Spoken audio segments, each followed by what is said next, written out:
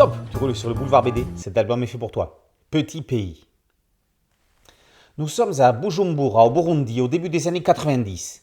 Gabi, une dizaine d'années, et sa petite sœur Anna sont en voiture avec leur père français. Leur mère est rwandaise, de l'ethnie des Tutsis. Leur papa leur apprend qu'au Burundi, tout comme au Rwanda, 3 ethnies cohabitent. Il y a les Pygmétois, très peu nombreux, et surtout les Tutsis et les Hutus qui sont en guerre. Gabi, en pleine innocence, a du mal à comprendre le pourquoi de cette violence. Et pourtant, la bataille n'en est qu'à ses prémices. Un autre conflit prend de l'ampleur, celui entre ses parents, Michel et Yvonne. Ils divorcent. Au milieu de ces cataclysmes, Gabi fait tout pour rester un enfant. Cueillir des mangues avec les copains, se baigner tout nu dans la piscine municipale, graver des instants éternels. Si au Burundi, rien n'avait changé et pourtant tout devenait différent, c'est en se rendant au Rwanda avec sa mère et sa sœur pour un mariage que Gabi allait découvrir une réalité bien plus violente.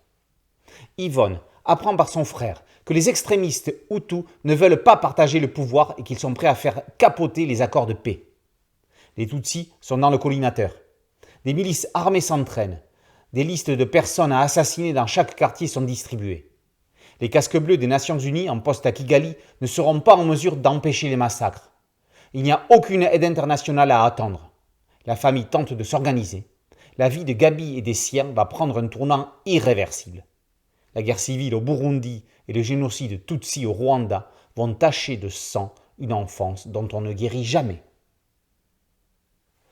Roman d'inspiration autobiographique de Gaël Faye, publié en 2016, Petit pays a reçu le prix Goncourt des lycéens.